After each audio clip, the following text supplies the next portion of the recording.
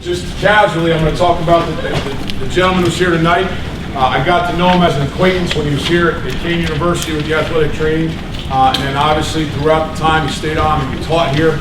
And just casually talking to him one day in the spring, I said, you know, what are you doing? I see on Facebook, I see he's been blowing up with his fitness thing that he's doing. He's going everywhere, and he started doing some leadership stuff. So I said, hey, would you be willing to do a talk for us in preseason camp? He's like, without even hesitation, he's like, I would love it. So with that being said, he hit me up over the summer. You're still interested in having me come through? I said 100% yes. We talked about the dates, and here we are today already. So with that being said, give me your undivided attention because I have a lot of respect for him. I've known him probably going on as an acquaintance, probably close to over 10 years now, give or take. But what he's going to talk about, obviously it's up there, leadership and mental toughness. With no further ado, Chris Flores.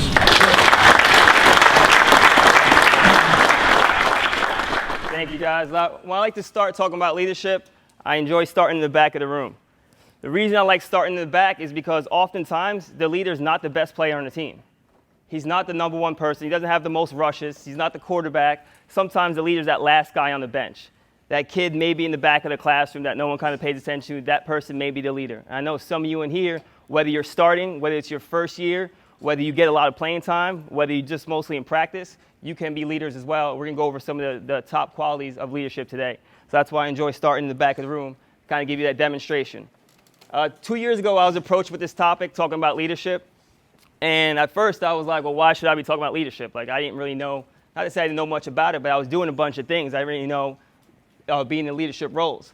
So here's some of the things I've done over the course of a couple years. First and foremost, the head athletic trainer at Westfield High School. Again, Coach said, yes, we got to know each other. I was, as you see some of the athletic training students in the back there, I was just like them with Coach my senior year, and then got the job at Westfield. So over there, I'm in charge of over 1,000 athletes.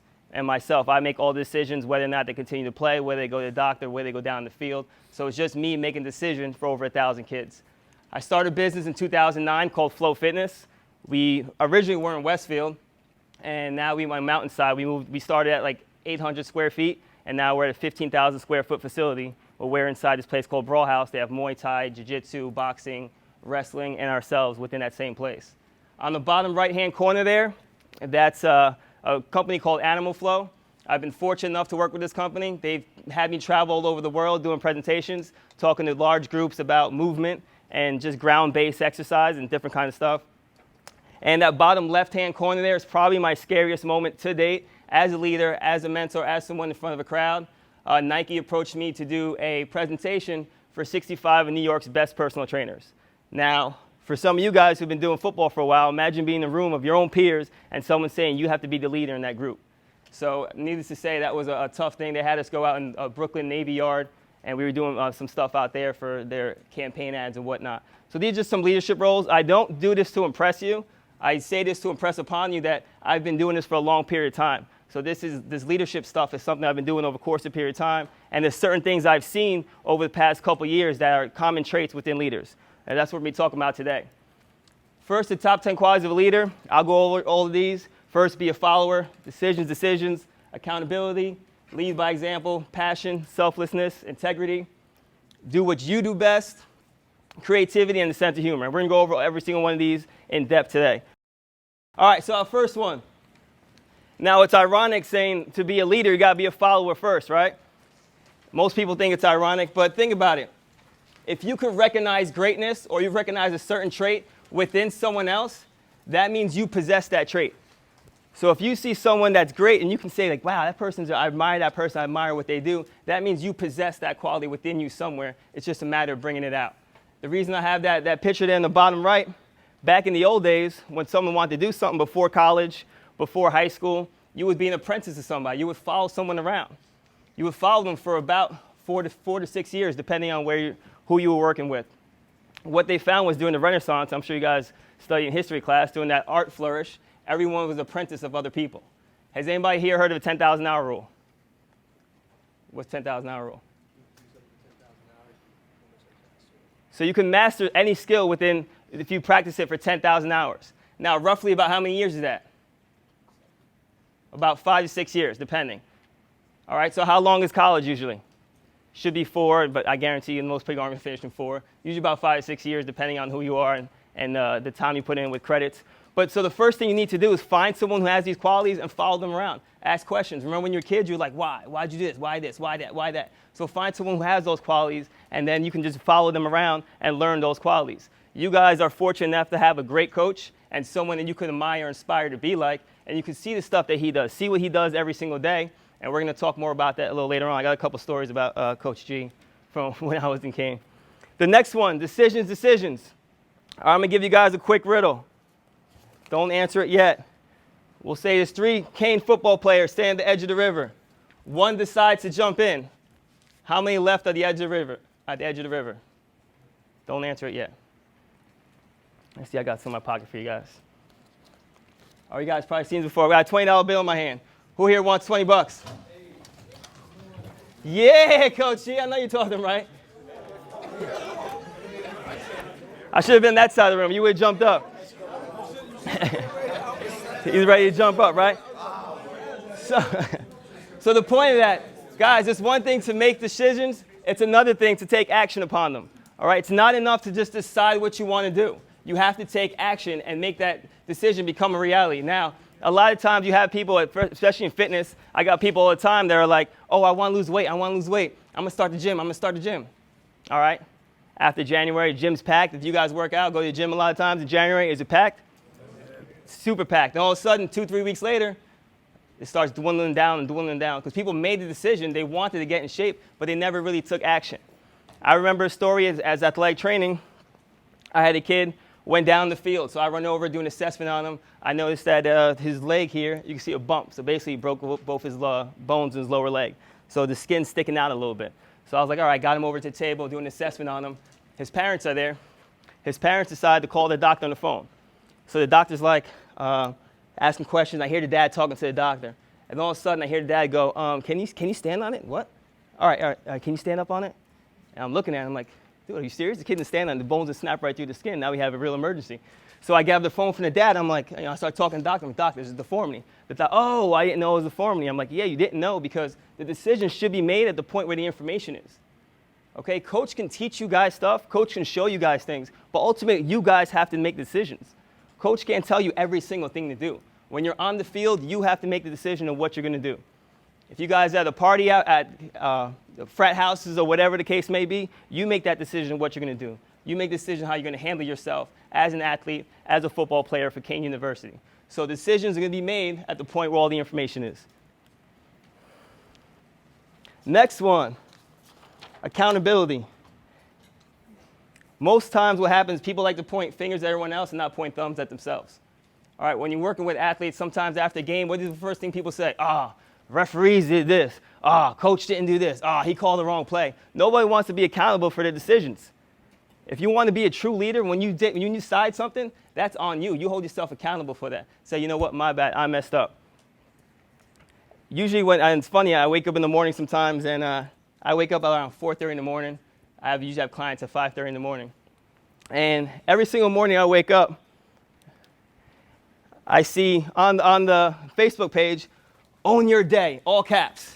Dan Garrett, own your day, own your day. I'm like, damn, what time does this guy wake up? Because I'm up at 4:30, 5 o'clock in the morning, and he's already posted a novel of how to own your day and things you should be worried about. And that's someone who leads by example. And to me, this is the number one thing with leaders is someone who leads by example. Oftentimes, a lot of people are travel agents. And what I mean by that is they're trying to send people to places they've never been themselves. When you're sitting there talking about, oh man, you should do this, and you should do that, and you should do this, this, and that, but you're not willing to do it yourself, people lose a lot of respect for you. As a leader, again, I can say every single morning, I know when I wake up, I guarantee Coach Garrett's putting work in, and he's owning his day. Now, the second thing, I noticed that when he posts up, sometimes he's ran 4, 5, 6 miles before 6 a.m. And I'm like, damn, it must suck to be on that team because if you guys got to do stuff, you know he's already done it. It's not like coach is sitting here saying, yo, you need to hit the weight room, do this, you need to start running, and he's not doing it himself. So when you see him out there, you see him putting the work in, it inspires you to want to go out and do it yourself. Now, there's a certain thing about, if you look up there, that right-hand picture, a boss versus a leader. Now, I consider Coach G to be a leader because by him leading by example, he inspires people to do things. All right, but you can motivate people. You can give great motivational speeches, But oftentimes, how many of you guys listen to motivational speeches on YouTube and things like that, and you're inspired for the moment, and you're like, yeah, I'm going to grind, I'm going to go to the gym, and I'm going to start lifting, and then like 20 minutes later, you're like, damn, I'm tired. I don't want to be here no more, right? It's motivation for the moment. But if someone can light a fire in you, if someone can inspire you to do something, that's a totally different situation. Because now you want to follow that person. Now you're like, damn, he puts work in, I want to be just like that. As we said before, find someone who does what you want to do, and then just follow in their footsteps. Our next one we talked about is passion. Now, I guarantee you guys, if you don't have passion for this, you're not going to make it. And I say that because it's not normal to want to wake up at 5, 6 a.m., throw a bunch of pads on, put a girdle on, and hit another grown man going as fast as you possibly can and cause pain on yourself and that person. How many times you guys wake up preseason like, oh, damn, neck's hurting when you start hitting? That first couple of days you're hitting, neck's all cramped up, your back's hurting, you're limping, you're like, damn, I got to go to the field. And you got a coach, you're like, come on, Moose, let's go, Moose. And you're like, oh, damn, all right, coach, right? You really have to love doing this. You have to love this sport. You have to have that much passion for the sport, or else you're not going to make it. And it's as simple as that. If you guys say you truly want to win that end jack, you have to have it in here. All right, because it's not enough to say, yeah, I want to do it. You have to have that fire within you and that passion to do it. To me, this is one of the biggest ones that people don't talk about with leadership is selflessness. Basically, what selflessness is putting the needs of someone else before your own needs. Now, the reason I say, especially with high school kids I work with and now college kids, what's the first thing they make freshmen do? Oh, freshmen, get the water. Oh, freshmen, get the pads. Where are freshmen at in here? Damn. Yeah, young group. That's good. That's a good thing. You guys made the right decision, I'm telling you that much. But as far as selflessness, some of those seniors, they walk around like, yeah, I don't got to do anything. I remember when I was a freshman, I'm not doing this. I'm not doing no more waters. I'm not grabbing the pads. But you know what? You will never be great, and this team will never be great until you treat that last person on the bench like gold. The reason I say that, all ships rise with the tide. If you take that person on the bench, that person who's not playing, that person who is valuable to the team, but you think, oh, no, he's a scrub. Oh, I see him in the weight room, he ain't lifting nothing. You go get the water, get my pads, and practice is over, and you're the first one off the field, you're not a true leader. For these freshmen in here, imagine whoever the seniors are in here who are supposed to be the leaders, if they come right next to you and start grabbing pads like, yo, dude, I got you, bro, let's go. Imagine what that would feel like. Oftentimes when you excel, you start forgetting where you came from. And that's one of the worst things a leader can do, forget where they came from and start treating people like they're less than something. So for you seniors out here, you guys are leaders. They're looking up to you. All the freshmen want to be just like you. If you treat them like gold, the entire team's going to be great. Next one, I want you guys to write down, what do you think integrity means? Don't look at the slide there, just write it down. What's integrity mean to you guys? All right, this side of the room, somebody tell me what you think integrity means. Yes, sir. Having strong morals and being dedicated to them. Having strong morals, being dedicated, that's good. Anybody over here? Yes, sir. Doing the right thing when no one's looking. Doing the right thing. Is that what that says up there? Yeah. It's all good. It's all right. That's all right. Anyone over here in the middle? Doing what must be done with, that's right, even if the consequences are, questionable. Even the consequences are questionable. Good. Anybody over here? You, sir. What's up? Believe in yourself. Believe in yourself. Anybody in the back? One more. Yes, sir. Fight for what you want.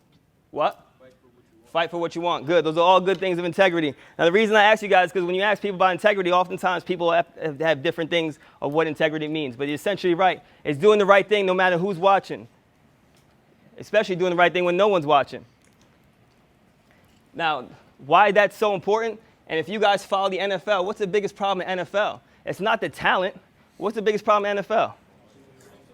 Conscience, morals. These guys have no morals. Why? Because since they were in second grade, third grade, and they'd be bigger than everybody else. In high school, everyone's geeking them up like, yeah, you nice, do this. And kids walking around the hallway, not going to class, and all of a sudden, magically, this kid passes. Then he gets to college, and he don't have to do anything either in college because he's the man on campus.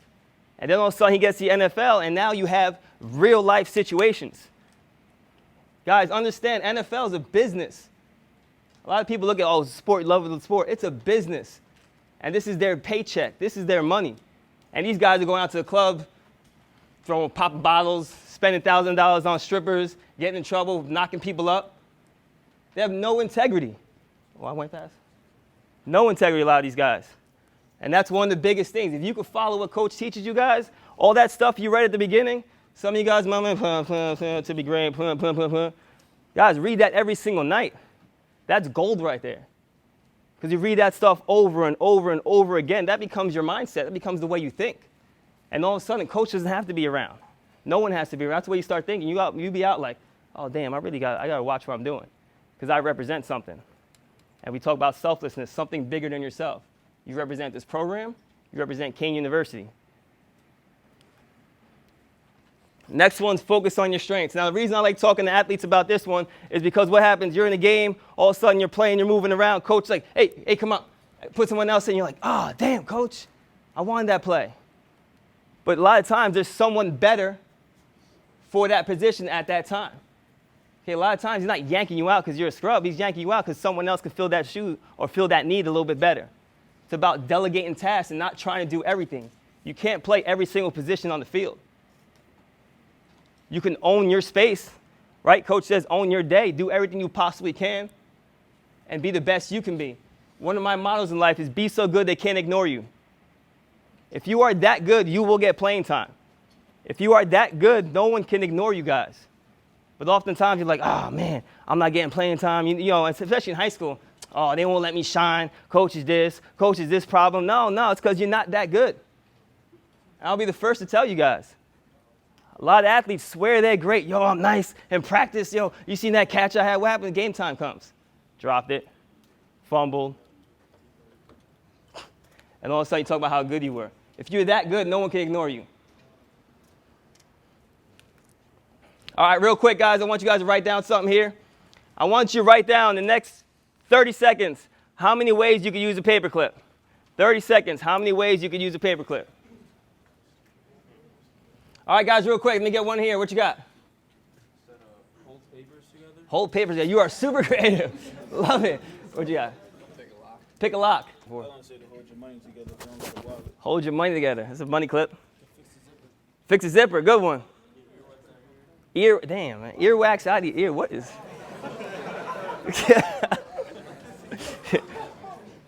Unlocking the door. Unlocking the door. I think he said pick a lock. You, sir. Pick splinters out your feet. Pick splinters. Oh, you would say that. I had your personal fitness. Anybody here? As a hanger to hang your clothes. As a hanger, hang your clothes. You, sir. Clean your fingernails out. Clean your fingernails. Yeah. He's some good hygiene on this team, coach. Yeah. He said fingernails. That's the one you had too? You serious? No, we take a light, cuz. Yeah, reset something on the remote control. You, one more, sir. On your phone, you got to take the memory card out. That's when you had, right? All right, now they did a linear study. Scratch your head. That's another one, the hygiene on this team. So they did a linear study, and what they did was they asked little kids how many ways they could use a paperclip. Okay, they followed these kids as they got educated and went to the school system, and then asked them again. And what they found was when they were little kids, 5, 6 years old, they can come up with hundreds of ways to use a paperclip. Why? Because a kid would be like, oh, I could build a ladder to the moon. Why not make a roller coaster? No, not one person here asked, what size is a paperclip? You all thought, paperclip. What you know to be a paperclip. Okay, now that may sound silly, but at the end of the day, you guys have to be creative if you're going to win. You got to come up with creative ways to do things. Stop thinking of everything as linear, as this is the only way that this can be done. Because if you think about it, how many here have an Apple phone, Apple computer? That's creativity at its best. Steve Jobs just said, all right, well, I'm going to take everyone else's programs and you're going to have to buy all my stuff. Now you'll have iTunes, iPads, iPhones, iWatch, this, that. Because of somebody's creativity, one person's creativity fueled all the stuff that's going on now. And that's why he made the big bucks. So you have to, and the thing is, we're all born creative. Again, if I asked you guys when you were little kids about a paperclip, you have no idea. You'd be like, I can do whatever with it. So we're all born creative. It's a matter of staying creative. How we peel those layers back of our linear focus and get back to that creative person we once were when we were little kids. So sometimes you have to have that thought process of a little kid in order to be a better leader. And the last one's have a sense of humor. I don't think this needs much explanation on how to be funny, how to have a good time. But Coach said it here before, you got to know when to have fun and when to dial down and get into it. Okay, so have a sense of humor. You guys got to have fun. Again, we talked about passion, but a lot of you, remember that little kid you were when you were in Pee Wee football or PAL football, and you were so excited to go to the field, and you got your first pair of cleats, or you got your first pair of shoulder pads and that first helmet, and how excited you were to play and run around with your boys and have a good time. That's what it's about. When you guys leave here after these 4 years or 3 years or 2 years, whatever you have left, you're going to remember them times on the bus when you were hanging out with your friends. You remember messing around with people in here, talking trash, whatever, playing PlayStation in the dorm rooms, whatever it is you got to do for fun, that's the stuff you're going to remember. So yeah, you got to know when to be serious, when it's time to dial down, and when it's time to focus, but you also got to know when it's time to have a good time. So those are our 10 qualities of a good leader, and I think I could speak for all you guys. I know for a fact there's one person in this room that possesses all 10 of those qualities, and I want to take this time for you guys to give your coach right here a round of applause for everything he's done for you guys.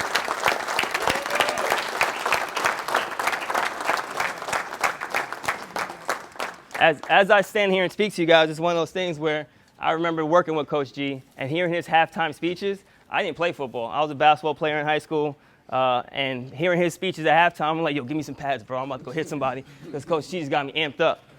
So he's actually one of my inspirations. He probably doesn't know one of my inspirations for even getting up and speaking was listening to a lot of stuff he said at halftime when he's working with you guys. So honor this moment you guys have with him and cherish every moment you have and listen to everything this guy tells you.